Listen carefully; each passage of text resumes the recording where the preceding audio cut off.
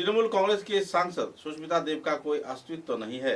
खासकर बराक घाटी में इनका कोई अस्तित्व ही नहीं है, जिसके चलते सिलचर विधानसभा आसन में वे कोई उम्मीदवार नहीं दे पाए हैं। मुद्दे को लेकर सिलचर जिला भाजपा के सभापति रूपम साहा ने कई आरोप प्रत्यारोप दागे। साथ ही जिन क्षेत्रों में प्रार्थी या उम्मीदवार टीएमसी की ओर से दिया गया है, उनकी भूमिका पर भी सवालिया निशान है। कई और पहलुओं को लेकर राजनीति की उथल पुथल हालात को देखते हुए रूपम साहा ने कई आरोप प्रत्यारोपों का खंडन किया और सुष्मिता देव द्वारा लगाए गए आरोपों का खंडन भी किया। पत्रकारों के साथ बातचीत के दौरान कछा जिला भाजपा सभापति रूपम साहा ने हर एक पहलुओं पर अपने वक्तव्य भी रखे। कछार जिलार प्रार्थित्व देওয়া হয়েছে ৬টি বিধানসভায়। একটি বিধানসভায় আমাদের এজিপির সঙ্গে অ্যালায়েন্স আছে। আর এই ৬ প্রার্থী ঘোষণা হওয়ার পর কার্যকর্তার মনে ব্যাপক উৎসাহ আমি উপলব্ধি করতে পেরেছি। আজকেও সকালবেলা আমি প্রায় ২টা মিটিং করেছি ধলাই বিধানসভায়, গতকালকে ৯টা করেছি ধলাই বিধানসভায়। ব্যাপক উৎসাহ দেখতে পাচ্ছি ধলাইতে। কিছুক্ষণ আগে আমি বরখলাতেও গেলাম। বরখলা মানুষের যেভাবে সমর্থন আমরা দেখছি, শিলচরে আপনারা দেখছেন ব্যাপক সমর্থন। লক্ষ্মীপুরে তো আমরা অলরেডি আমাদের সিট ভারতীয় জনতা পার্টির পক্ষে চলে আসছে। খালি দরকার আছে, খালি ভোটের দরকার। ভোটটা হয়ে গেলে দেখবেন কাছাড়ের মধ্যে ঐতিহাসিক রেজাল্ট লক্ষ্মীপুরে হবে। আর প্রতিটা বিধানসভায় আপনাকে আজকে এবার বলবো আমি যে বিগত দিনে যে ডিফারেন্স হয়েছিল, এইবার সব ডিফারেন্সকে অতিক্রম করে প্রতিটা বিধানসভায় ৪০,০০০ থেকে উপরে যা ডিফারেন্স থাকবে আপনারা দেখবেন। সেটা আমি আগাম বলে দিতে চাই, কারণ ভারতীয় জনতা পার্টির সংগঠন আছে, প্রতিটা বুথে আমাদের কার্যকর্তা আছে। আর আমরা শুধু আজকে নির্বাচনের জন্য আমরা কাজ করছি না। আমি দায়িত্ব নেওয়ার পর প্রায় ১৪ মাস হতে চললাম দায়িত্ব নিয়েছি। একদিনও আমি বাড়িতে থাকিনি, প্রতিনিয়ত দলের কাজে আমি ব্যস্ত ছিলাম। দল আমরা সাজানোর কাজ আমরা আগেই শেষ করে দিয়েছি। সাংগঠনিক কাজ আমাদের কাছে নেই। এখন আমাদের মাঠে কাজ চলছে। বিভিন্ন জায়গায় বুথের কার্যকর্তারা মানুষের ডোর টু ডোর ক্যাম্পেইন চলছে, মানুষের পাশে যাচ্ছে। আর আসাম সরকারের যে যোজনা যেগুলো দেওয়া হয়েছে আপনারা দেখতে পেরেছেন। ৬০ বছর কংগ্রেস শাসনের হয়েছিল আসাম তথা দিল্লিতে। ৬০ বছরের কংগ্রেসের শাসনে শুধু মানুষ বঞ্চিত হয়েছে, মানুষের ঘরে কোনো স্কিম পৌঁছতে পারেনি। নরেন্দ্র মোদীর নেতৃত্বে সরকার হওয়ার পর মানুষ দেখতে পেয়েছে যে কোনো ইন্ডিভিজুয়াল স্কিম বা বেনিফিশিয়ারি স্কিম যারা ওনার বাড়িতে বা ওনার অ্যাকাউন্টে টাকা ঢোকানোর ব্যবস্থা একমাত্র আমাদের নরেন্দ্র মোদী, আমাদের ডক্টর হিমন্ত বিশ্ব শর্মা করেছেন। থেকে মুক্ত হয়েছে। আর প্রতিটা ঘরে ঘরে বিভিন্ন বেনিফিট পৌঁছেছে। আগামী দিনে সরকার পুনরায় আমাদের আসবে। আর আমার বিশ্বাস আছে বরাক উপত্যকা এবং কাছাড় জেলার সমস্ত নাগরিক ভারতীয় জনতা পার্টির পক্ষে বিগত দিনেও ছিল, আগামীতেও থাকবে। এবং আজকে আমি একটা কথা পরিষ্কার বলতে চাই, জেলার ৬টা সিট আমরা জিতব, ভালো করে জিতব।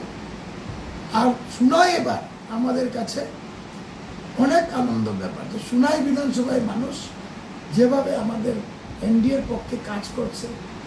এখানে অনেক কংগ্রেস প্রার্থিত্ব হওয়ার পর থেকে এই কংগ্রেস প্রার্থীর বিরুদ্ধে যেভাবে বিদ্রোহ ঘোষণা আমি দেখতে পেয়েছি। অনেক কংগ্রেসের পঞ্চায়েত বলেন, জেলা পরিষদ বলেন, যারা এজিপির প্রার্থীর হয়ে কাজ করছে। এখানে পরিষ্কার হয়ে যায় যে এখানে কংগ্রেস প্রার্থী আমাদের আমাদের এজিপির প্রার্থী থেকে অনেক পিছনে থাকবে। আর বাকি বিধানসভায় আপনাকে বলবো আমরা ৬টাই আমরা বিজেপি জিতব। দেবের নিজেই প্রতিষ্ঠান বিরোধী, উনি শিলচরের জন্য কিচ্ছু করতে পারেন। ওনার অস্তিত্ব কোথায় আছে? সুস্মিতা দেব মহাশয় অস্তিত্ব আছে নাকি শিলচরে? তাহলে উনি শিলচরে দাঁড়ালেন না কেন? ওনাকে কাউকে প্রার্থী করলেন না কেন? ওনার কি অস্তিত্ব আছে কাছাড় জেলায়?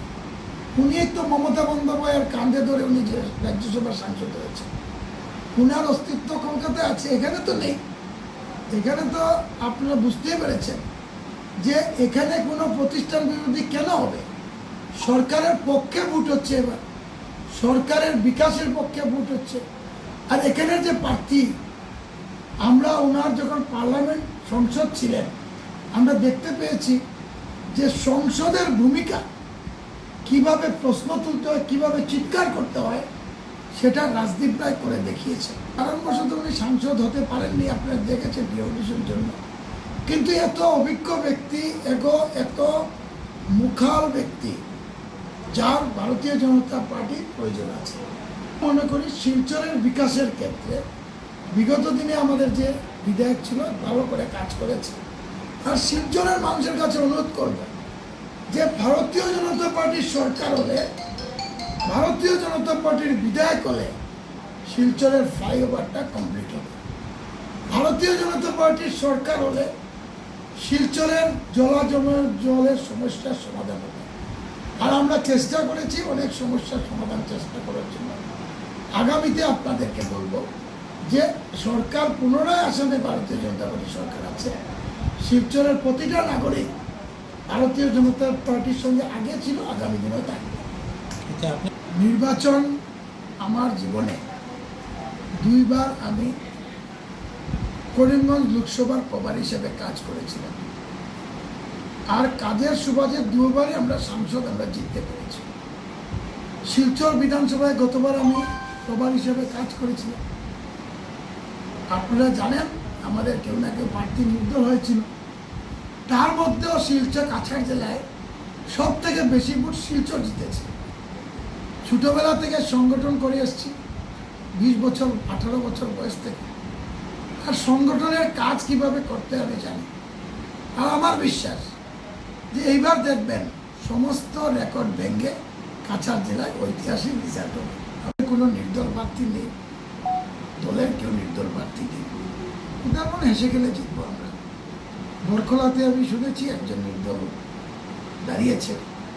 আমার মনে হচ্ছে উনি যদি প্রকৃত ভারতীয় জনতা পার্টির কর্মকর্তা হতেন তাহলে উনি নির্দল দাঁড়াতেন না। এটা পরিষ্কার। বরখলার সমষ্টির যিনি নির্দল দাঁড়িয়েছেন, আমি একদম ব্যক্তহীন ভাষায় বলবো, উনি গোটা ম্যাচ করেছেন কালওয়ানের সঙ্গে।